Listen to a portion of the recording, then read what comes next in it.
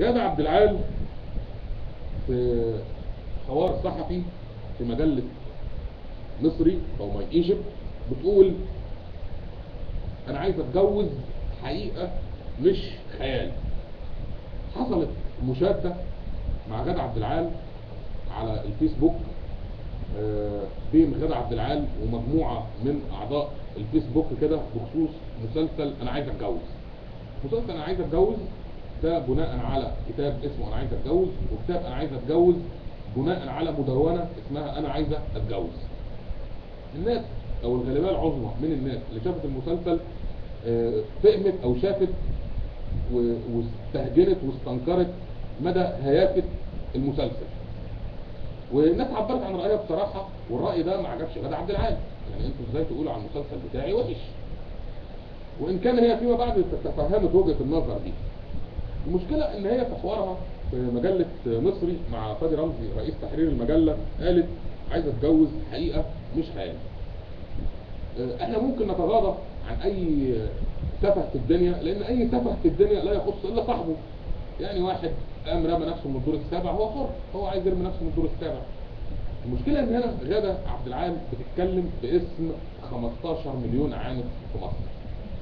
اذا هي ما بتتكلمش عن نفسها. يعني احنا سألناها سؤال مباشر، يا ست غادة هل دي تجربتك الشخصية ولا بتتكلمي عن البنات التانيين؟ قالت له والله انا بتكلم عن البنات التانيين، وفي مش عارف صاحبتي مين ماتت وصاحبتي مين حصل لها ايه ومين ومين ومين ومين. فهنا اذا غادة عبد العال ما بتتكلمش عن تجربتها الشخصية، وانكرت تماما ان مدونة انا عايز اتجوز وكتاب انا عايز اتجوز ومسلسل انا عايز اتجوز بناء على تجربتها الشخصية. اذا هي بتتكلم بناء على تجارب الاخرين. تجارب الاخرين كلها بالعبط ده. يعني هل هند صبري نموذج بالعبط اللي هي بتعمله ده لاي بنت مصريه؟ في الدنيا بنت مصريه قاعده كده حتى انا عايز عريس انا عايز عريس؟ يعني ده كان يعني الكلام ده ايام العبط الحقيقي ما كانش بيحصل. طب ده يحصل النهارده ازاي؟ يعني ايه النهارده بنت جامعيه ومخلصه جامعه وبتشتغل، لا وصيدلانيه، ما الشخصيه اللي طالعه في المسلسل صيدله خريجه صيدله، قاعده كل مشكلتها في النص التحتاني من جسمها. يعني مش مشكله بقى، المهم النص الثاني التحتاني ده يشتغل. انا عايز اتجوز، يعني مفيش اي اهتمامات ثانيه، مفيش اي حاجه ثانيه خالص. يعني غادة عبد العال نفسها ليها اهتمامات ثانيه، يعني كان ليها اهتمامات كمدونه وليها اهتمامات ككاتبه، واشتغلت مع دار الشروق، ودار الشروق دي اكبر دار نشر في الشرق الاوسط، ومش اي حد بيعرف يكتب فيها او ينشر من خلالها. وبعد ما كتبت الكتاب بتاعها او خلصت الكتاب بتاعها اتعلمت كتابة السيناريو وكتبت سيناريو مسلسل انا عايز اتجوز. يعني غادة عبد العال نفسها ما هياش قاعده مستنيه العريس كده، الاشاره صفرة بقى واحنا مستنيين العريس. ده حتى في حياه الكاتبه نفسها ده ما بيحصلش. فازاي يتقال في المسلسل ان ده بيحصل، ان البنت قاعده كده مستنيه عريس؟ وبعدين يقول لك المجتمع بيبص للست بصه مش كويسه، وان المجتمع الذكوري. هو ده اللي بيحصل. ايه اللي بيحصل بقى؟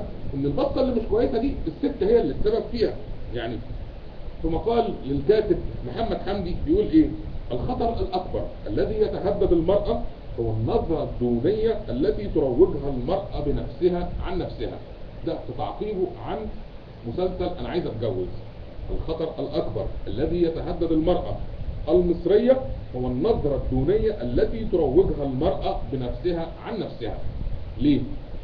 طول الوقت اصحاب الفكر المحترم بيحاولوا يقدموا قيمة المرأة الحقيقية، بيحاولوا يبعدوا عن اختزال المرأة في كونها جسد، ويقولوا ان الست لا كائن انسان يشعر يحس يتألف يفكر.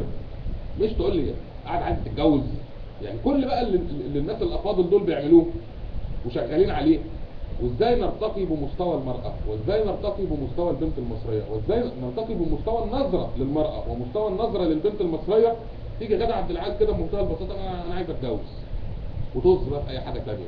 وده يا ريته تتقدم بشكل كويس. يعني يا ريت مشكلة الجواز في مصر غادة عبد العال قدمتها لنا بشكل كويس، انما اتقدمت بشكل فج وبشكل فيه افتعال وفيه اسفاف وفيه ابتذال وفيه كوميديا تقرف، عبارة عن كرتونة بيض. يعني انا لما اقعد اتفرج كده على هند صبري وسوسن بدر وهم جايبين ابن خالتهم اللي لسه متجوز، لازم تجيب لي عريس دلوقتي، وانا ما ينفعش الا لما تجيب لي عريس، وانزل بقى دلوقتي هات عريس لبنتي. وهم ابن خالتها يقول لها ايه؟ طب انا والله نازل اجيب لك عريس من على القهوه وجاي. ايه العبط ده؟ ده عبط رسمي نظم فهمي. في كده في الدنيا. في واحده تقف صيدلانيه مؤمنين، تقف هي وامها، انا ماليش دعوه، انا عايز اتجوز، انا عايز اتجوز، هاتولي عريس. ده كلام؟ ده بيحصل يعني؟ ده بيحصل فين ده؟ يعني ده لو ما كانش فيلم كرتون، يعني لو انا ما شتمتش المسلسل ده قلت عليه انه مسلسل عبيط، اقول عليه ايه؟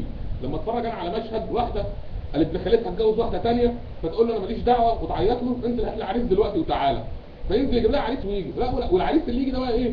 عريس ده يكون بيهرش جربان، يعني من الالافات اللي تقدموا لها. اصل غادة عبد العال دي ملكه جمال مصر، ملكه جمال مصر والسودان، مش مصر بس يعني. فكل يوم بيجي لها عريس، كل يوم يجي لها عريس، وكل عريس يجي لها في حاجه بقى، واحد بيعرج، واحد بيهرش، واحد سنانه مش راكبه، لازم يبقى في حاجه يعني. ما جالهاش راجل سوي من كل رجاله مصر. غادة عبد العال بالذات تحديدا هي واللي تعرفهم ما جالهمش بني ادم سوي يتقدم لهم في استقصاد، في يعني حاجه كده لله في لله مع غادة عبد العال دي.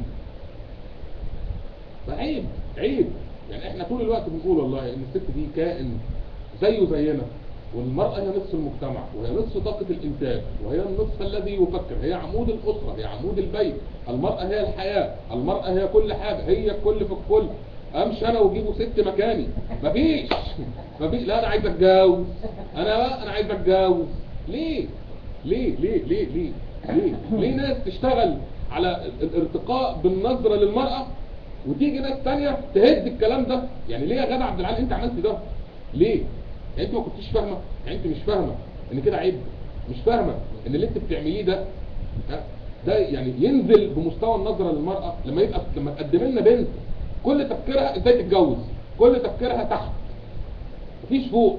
مش مثلا تقدم لي نموذج لبنت ازاي تفكر، ازاي تشتغل، ازاي ترتفع بمستواها العلمي، ترتفع بمستواها الفكري، ازاي تحقق انجازات في شغلها، في حياتها العمليه، في حياتها المهنيه. لا البنت ملهاش الا بيتها وجوزها. هو ده اللي غادة عبد العال بتقدمه. يعني كلام فارغ وكلام مستفز.